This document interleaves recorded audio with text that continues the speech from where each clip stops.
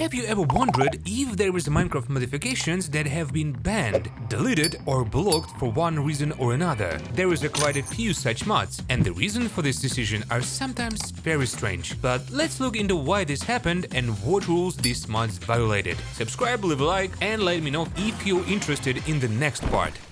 The first mod I'd like to talk about has been slowly gaining popularity over the past few weeks, which, by the way, I'm really happy about. I am talking about the Broken Script, another mod based on creepypastas and RGs. Remember from the fog? It was released a little over a year ago and gained quite a bit of hype. Essentially, it added Herobrine to the game. The mod used a lot of different interpretations, not only from the original creepypasta but also from community-created stories. For example, pyramids, empty tunnels of various sizes, leafless trees, and so on. The core idea of the mod was to scare the player, and after that, a boom of similar mods began. Over the past year, quite a few of them have been released. The Broken Script could have been just one of dozens of similar mods, but it contains some truly eerie elements, which is why it was banned from the CurseForge. The first thing the player will see upon launching Minecraft is the rather strange panorama. If you look closely, you'll notice the old classic panorama, except it has been slightly edited, with a square of inverted colors added to it. The icing on the cake is heavily compressed game logo. To access this eerie mod, the player needs to select a special game mode called Go Away. After creating a world, a player spawns into what it seems like completely normal Minecraft world. The only exception is a pretty dull VHS filter, meant to add a creepy vibe, but likely you can turn it off with the /remove VHS command. Another thing that stands out is the old school textures. Well, not exactly old, more like someone just slapped on the classic programmer art. Actually, they even went to extra mile and made old looking textures for the newer blocks. Overall, it all looks pretty cool, especially the nostalgic fog. Let me say right away, the mod completely disables game mode switching, no matter what. You just can't change it, even if you enable comments when creating the world. That's already a bit of a warning sign. Of course, the mod doesn't hit you with all its horrors right away. Instead, it slowly builds up the tension, creeping you out little by little. And the worst part, it scares you at the most unexpected moments, and in ways you'd never see coming. The first thing that happens about a day into your world is that Null joins your single-player game. Yep, that dark entity that once supposedly trying to take over Minecraft worlds. But let's be real, that trope is kinda overdone, and if you play in a horror mod, you're probably not going to be scared just by that. What comes next, though, is where things get interesting. Random weirdness starts happening, totally unpredictable and different every time. Right now, the mod has around 50 different events. I'm not gonna go over every single one of them, this video isn't about this mod, but for example, there was some pretty basic jump scares, like static images with the creepy threats behind you, or a low quality Windows 10 death blue screen suddenly popping up, complete with the eerie distorted sounds.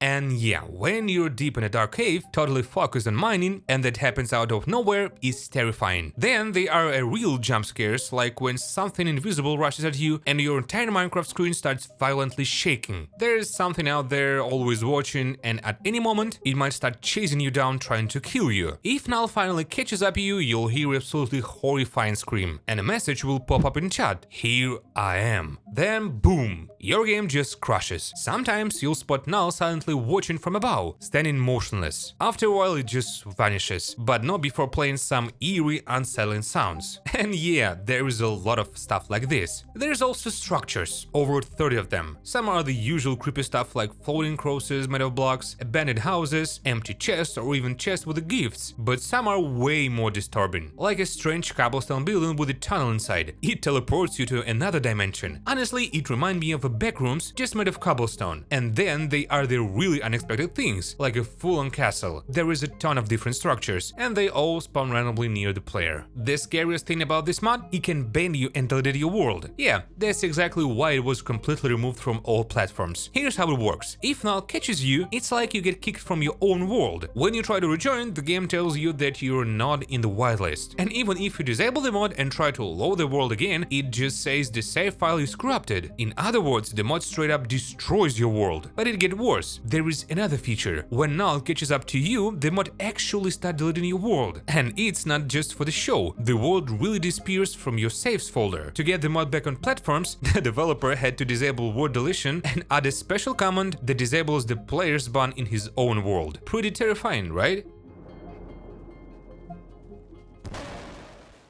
Of course, when it comes to banned Minecraft mods, the ultimate one, the king of all blacklisted mods, has always been and always will be Mod. Everyone knows what this mod is, what it does, and let's be honest, probably everyone has launched it at least once out of curiosity. The thing is, this mod wasn't just removed from platforms, it was outright banned by Mojang themselves. Yeah, that's some next level stuff and honestly pretty serious. As far as I know, after the ban, the original creator stopped working on it entirely. He handed mod over to another developer who then improved it, added a bunch of new, let's say, friends, and even gave it a new name. If for some reason you don't know what this mod is, well, it's simple. It has a special kind of companion to the game. One who, let's just say, is very interested in money. The main character of the mod is a cute girl named Jenny. You can find her wandering the plains biome, aimlessly exploring the vast world of Minecraft. Jenny is a completely passive mob. She won't fight back if attacked, and she won't even try to run away. Interacting with Jenny opens up a new menu. On the left side you will find a list of commands along with the inventory section. The first command makes Jenny follow the player, kind of like a wolf, staying by your side wherever you go. Then there is an option to set a home point anywhere you like. Once set, Jenny will always be able to return no matter how far away she is. To send her home, you just press another button. Jenny will pull out the ender pearl, throw it in the direction of her home, and instantly teleport back to the exact spot you set. The last button opens her inventory. The first slot is for any sword, the second for a bow, and the last four are armor slots. And yeah,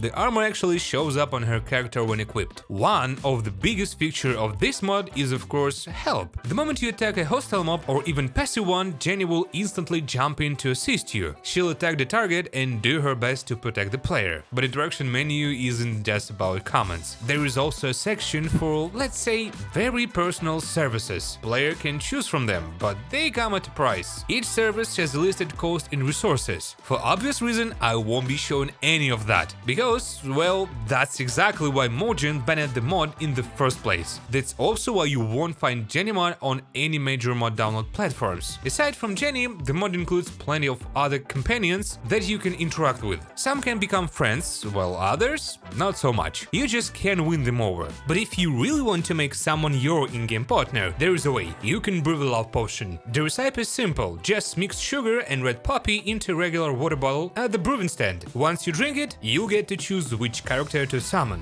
Since the mod is strictly for adults, every time you launch the game, it asks if you're 18 or older. As far as I know, the mod is still being updated, with new features being added occasionally. There is even a special boss, a succubus. Honestly, if you separate it from the theme, the mod is actually pretty well made. But let's be real, we all know why people download it and why Mojang shut it down. That's all I'm gonna say about this mod. The next mod I want to talk about is also in the adult category, but it's completely different from the previous one. It was banned not too long ago, about 6 months back. To put it briefly and very generally, this mod adds all kinds of items for tying up players. We're talking ropes, cobwebs, different types of gags, duct tape, you get the idea. And there is a lot of it. Look, I get that tastes vary, but this is honestly pretty weird, especially considering the mod includes special NPCs you can use all this stuff on. Though, from what I understand, the original idea was for players to use these mechanics on each other to live out their fantasies in Minecraft. Yeah, that's weird, really weird. What makes it even crazier is that the mod was actually designed for Minecraft server, and that's where things got out of hand. Apparently, things on the server escalated to absolute chaos, and that's when Mojang stepped in and shut it all down. But let's switch over the single player for a moment. Like I mentioned earlier, this mod includes NPCs. Some of them will try to kidnap you, while others will do everything they can to escape from you. You can tell which is which by the color of their name tag above their head. Green name, they'll run away from you. Orange or red, they'll chase you. The main goal? Tie you up and drag you off somewhere. Where exactly? I have no idea. I never figured that part out. When NPC get close, a progress bar appears. If it fills up, they'll bind you, leaving you completely helpless unless you have a tool in your inventory, usually a knife. Each of them gives a different degree of luck. That is, whether the player will be able to get out or not. Oh, and here's a really weird part. When you get tied up, your character actually gets gagged. If you try to type in chat, your messages just turn into muffled mumbling. On top of that, the NPCs aren't exactly polite, they'll straight up trash talk you. Alright, I think that's enough about this mod. Not gonna lie, talking about all of this is making me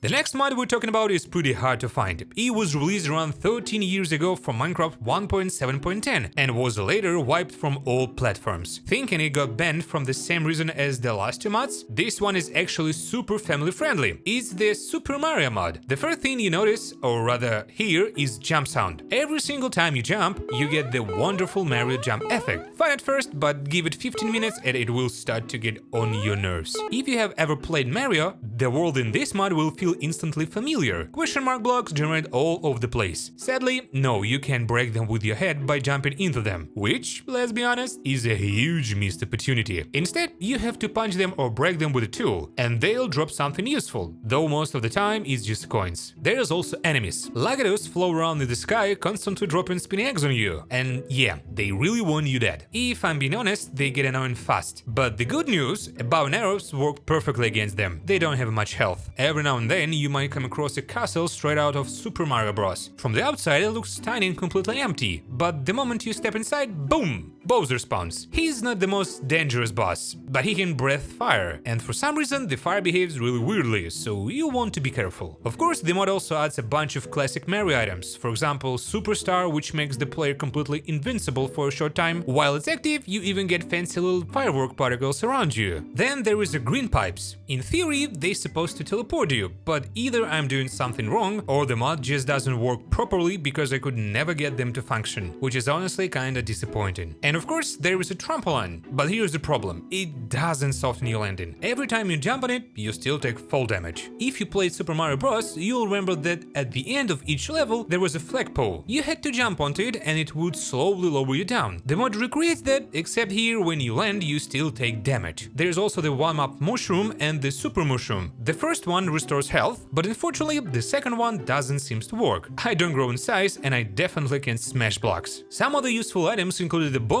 which works like TNT but explodes instantly without needing to be ignited. Then there is a fire flower, which totally lives up to its name, though its durability runs out way too fast. In swamps you can even find Yoshi. You don't need to tame him or equip a saddle, just walk up, hop on and ride. Now by this point you're probably wondering, what's the problem? Why was this mod removed? It's completely family friendly, right? Well, here's the thing. Mario is owned by Nintendo, a company that takes very good care of its intellectual property. So good in fact that their legal team personally reached out to the mod creator and demanded its removal from all platforms. If he didn't comply, he'd be facing some serious legal trouble. Next up is Pixelmon. So what's the issue here? The mod is still publicly available, anyone can download it and play, and it's still actively being updated with new versions. Well, the thing is, this isn't the original Pixelmon. Back in 2013, when Pixelmon first became available to the public, it immediately blew up. Tons of Minecraft YouTubers, especially the big names at the time, were making videos about it. Not just mod reviews, but a full-on survival series. With each new video, the mod keeps growing in popularity. At some point, servers based on Pixelmon started taking off as well. And as we all know, servers don't just run for fun. They're also built to make money. This went on for almost 4 years. The mod kept getting bigger, the servers kept making more and more cash, and then Nintendo came knocking. See, Nintendo owns all the rights to Pokemon, and the problem wasn't just that Pixelmon featured Pokemon-inspired creatures, like, say, Palworld does today. Palworld has creatures that resemble Pokemon, but they aren't direct copies. Pixelmon, on the other hand, literally recreated Pokemon one-to-one inside Minecraft, straight up copying their designs, moves and mechanics. Faced with the risk of illegal action, the original developers decided to shut the project down to avoid any lawsuits. A few months after development was shut down, a group of enthusiasts decided to revive the mod and continue its legacy. They reached out to some of the original developers, brought them on board, and created Pixelmon Reforged, built on the original mod's code. There was also another attempt called Pixelmon Generations, but that one didn't really take off. Honestly,